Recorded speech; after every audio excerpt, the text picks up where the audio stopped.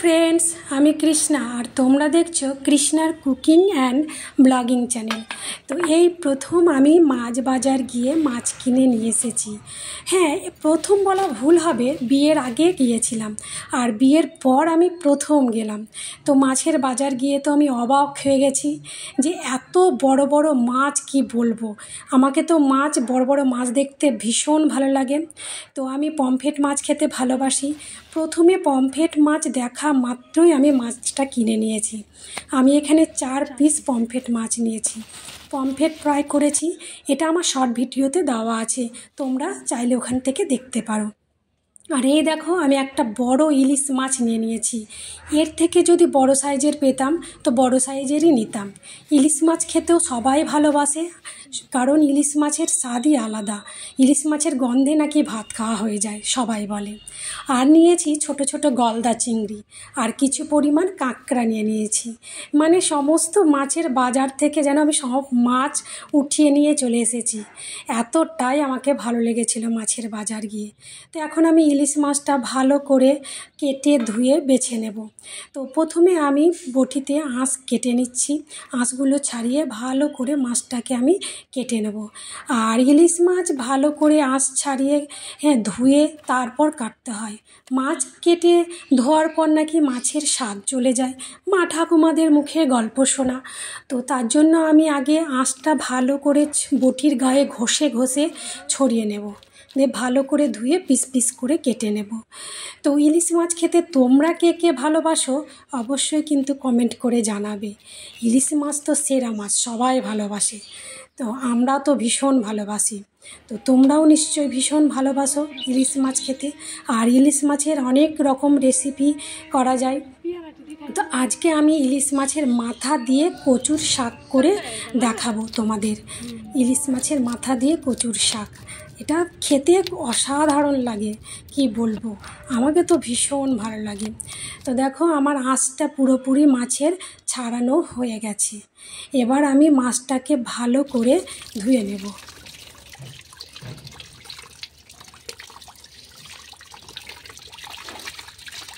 এর থেকে বড় মাছ ছিল 2000 টাকাটা কি। ফাইনালি আমি মাছটা ধুয়ে ফেলেছি। এবার মাছটা আমি পিস করে নেব। পিস পিস করে কেটে দেখো থালাতে আমি সুন্দর করে সাজিয়ে রাখছি একটা একটা করে। আর মাছটা দেখে বুঝতে পারছো যে মাছটা একদম তাজা। ও রক্ত দেখেই বোঝা যাচ্ছে যে মাছটা কতটা তাজা। আর তাজা মাছের টেস্ট সবসময় বেশি হয়। আর মাছ তো এমনিতেই ইলিশ মাছ খেতে ভালো, কিন্তু টেস্ট খুব বেশি হয়।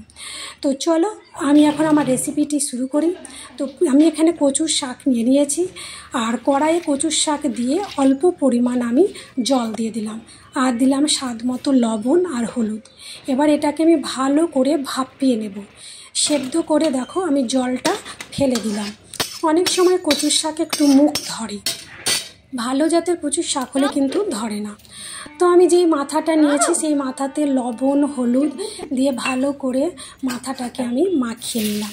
এবার কড়াইতে তেল দিয়ে দিয়েছি, তেলের মধ্যে আমি মাথাগুলো দিয়ে দিলাম, ভেজে তুলে নিয়েছি।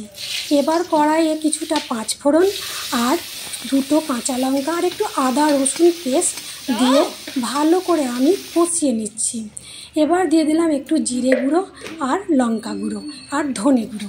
এবারও আমি মশলাটা ভালো করে একটু নেড়ে চেড়ে যে শাকটা সেদ্ধ করে রেখেছি সেই শাকটা দিয়ে দিলাম।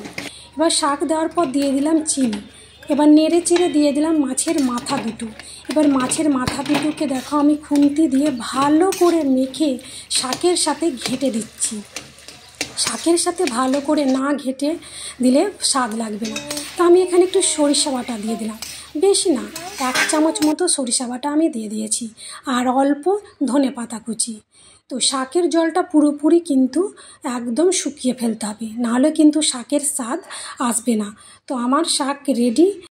আজ আমি কতকগুলো রান্না করেছি চলো তোমাদেরকে দেখাই। তো এই যে দেখছো সর্ষে ইলিশ, পমফ্রেট ফ্রাই আর সর্ষে পটল, এই সমস্ত রেসিপি আমার শর্ট ভিডিওতে দেওয়া আছে, তোমরা শর্ট ভিডিও থেকে এই রেসিপিগুলো দেখে নিও। আর কারো যদি নতুন রেসিপি চাই অবশ্যই কমেন্ট করে জানাবে। আর যারা এখনও আমার চ্যানেলটি সাবস্ক্রাইব করোনি তারা অবশ্যই সাবস্ক্রাইব করবে। আর এই ভিডিওটি যদি তোমাদের ভালো লাগে অবশ্যই একটা লাইক করবে আর বন্ধুদের কাছে শেয়ার করবে।